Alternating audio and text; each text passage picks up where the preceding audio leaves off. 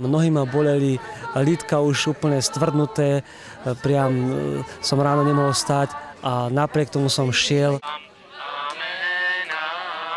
Sedíte tu takto v skupinke, čo práve robíte?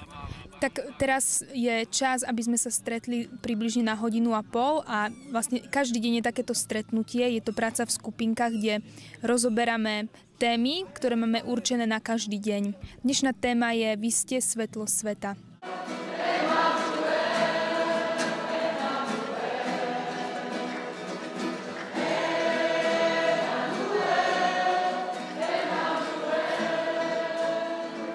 Na nohy sa ráno zabúda.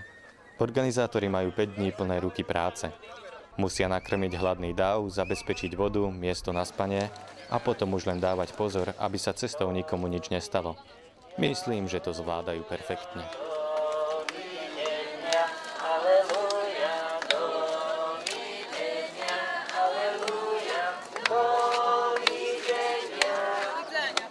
Od začiatku je každému jasné, že ide o viac ako obyčajný výlet.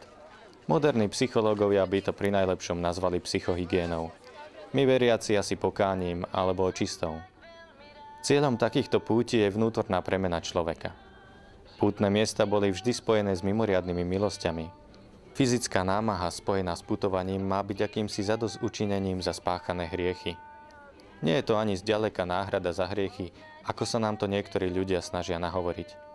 Je to symbolická námaha, ktorá má priviesť človeka k Bohu. Aj vďaka zmyslu Slovákov pre pokánie máme nádej na budovanie zjednotenej kresťanskej Európy. Tak ja som tu už 7-krát, takže pre mňa je to vždy niečo nové, pretože vždy prichádzajú noví ľudia a vždy aj táto partia sa vždy mení. Vždy sme napríklad len 2-3, ktorí sme už boli predchádzajúci a vždy dovedú nových ľudí, tak je to vždy o niečom inom. A človek si tu častejšie spomenie na Panenku Máriu, niekedy sa na ňu zabúda. Čo si odniesieš domov ty? Otlaky. Ale nie, nohy sú v pohode. Zážitky určite. Noví priatelia, nové telefónne čísla. Odporúčala by si aj iným ľuďom takúto púť? Určite aj neveriacim. To nie je akože len o viere. Keď už niečo, tak aj túra. Je sväté omše, ktoré sme mali, to spoločenstvo, ktoré sme vo všetkých tých dedinách pozažívali. Vyvolalo také krásne spomienky na túto púť Muran Levoča.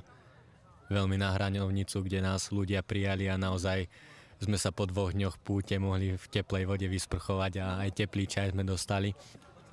Takže taká veľká vďaka ľuďom z Hranovnici, ktorí sa o nás veľmi pekne postarali. I say yes! I say yes! I say no! I say no! I say yes! No! Yes! I say yes! No! Yes! A ja vám chcem do tejto cesty popriať veľa fyzických síl, ale ešte viac. Veľa síl a energie k tomu, aby vaše srdce zostalo čisté pred vystúpením na tú nie Golgota, ale Levočsku, aby ste tam spoločne s mnohými pútnikmi cez našu nebeskú Matku mohli osláviť Boha. Levoče,